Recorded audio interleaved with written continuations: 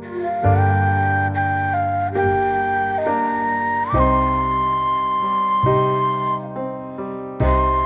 दुनिया में अगर कोई रिश्ता बिना शर्त निभाया जाता है तो वो है एक जानवर और उसके मालिक का रिश्ता।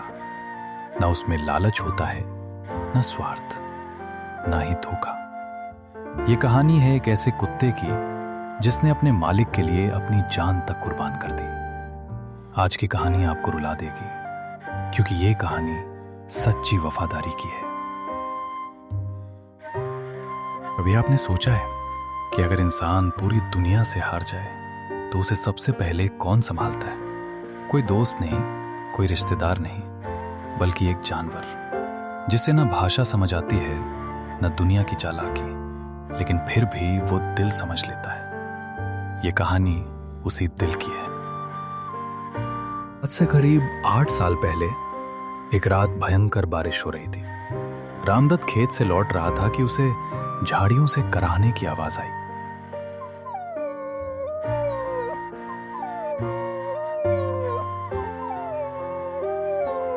कौन है वहां? वो पास गया और जो उसने देखा उसने उसका दिल हिला दिया। कीचड़ में फंसा एक नन्हा कुत्ते का बच्चा। शरीर कांप रहा था, आंखों में डर और सांसें तेज। रामदत्त ने बिना सोचे उसे गोद में उठा लिया। डर मत, भगवान ने चाहा तो अब तुझे कुछ नहीं होगा और हम दोनों हमेशा साथ साथ रहेंगे।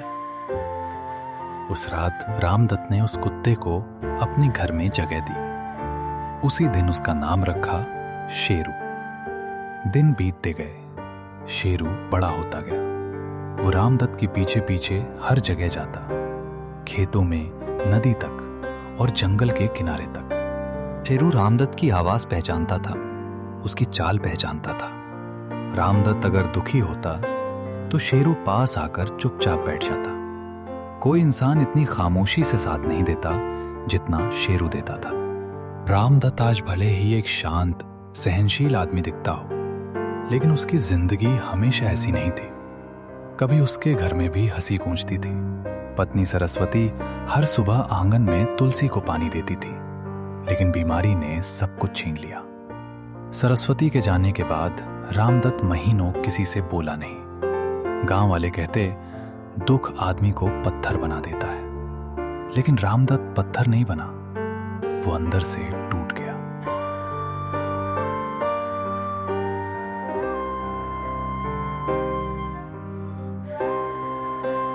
उस बरसाती रात जब शेरू मिला था, असल में रामदत्त खुद भी जिंदगी से हार चुका था।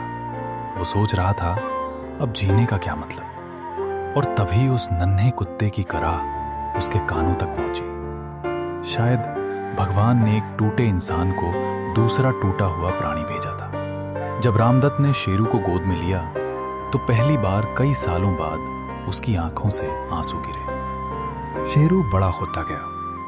उसकी कुछ आदतें गांव वालों को हैरान कर देती थी। रामदत्त खेत में काम करता तो शेरू छांव में बैठकर उस पर नजर रखता। अगर कोई अजनबी घर के पास आता तो शेरू पहले रामदत्त की तरफ देखता, मानो पूछ रहा हो, ठीक है? एक रात पूरा गांव डर में था। जंगल से तेंदुआ उतर आया था। कई मवेशी मारे जा चुके थे। खेत में फसल लगभग पककर तैयार। मैं खेत में रुकूंगा, फसल छोड़कर नहीं भाग सकता। शेरू उसके साथ था। रात गहरी होती गई। अचानक झाड़ियों में हलचल हुई। शेरू जोर जोर से भौंकने लगा और तभी अंधेरे से तेंदुआ निकला। शेरू बिना डरे तेंदुए पर झपटा। रामदत्त चिल्लाया, शेरू मत जा।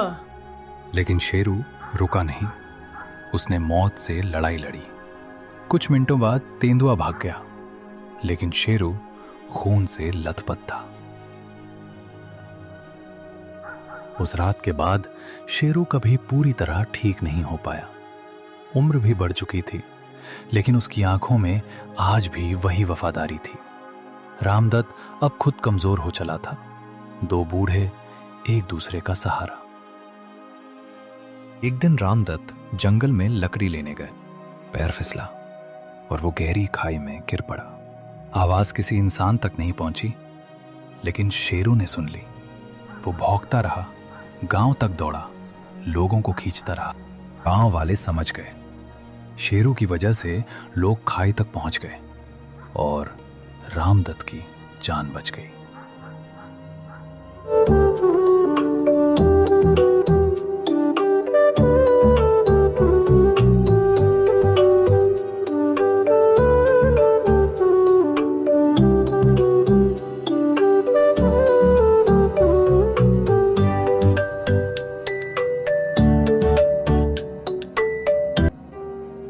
कुछ दिन बाद एक ठंडी सुबह शेरू उठ नहीं पाया। रामदत्त ने उसे गोद में लिया। तू इंसान से ज्यादा इंसान निकला दोस्त। शेरू ने आखिरी बार पूंछ हिलाई और सब खत्म। आज भी सोन पानी में लोग कहते हैं इंसान बदल सकता है, लेकिन जानवर की वफादारी अमर होती है। अगर ये कहानी आपके दिल तक पहुंची हो तो लाइक, शेयर और सब्सक्राइब जरूर करें, क्योंकि हर कहानी आवाज नहीं करती, कुछ कहानियां सीधे दिल तोड़ जाती हैं।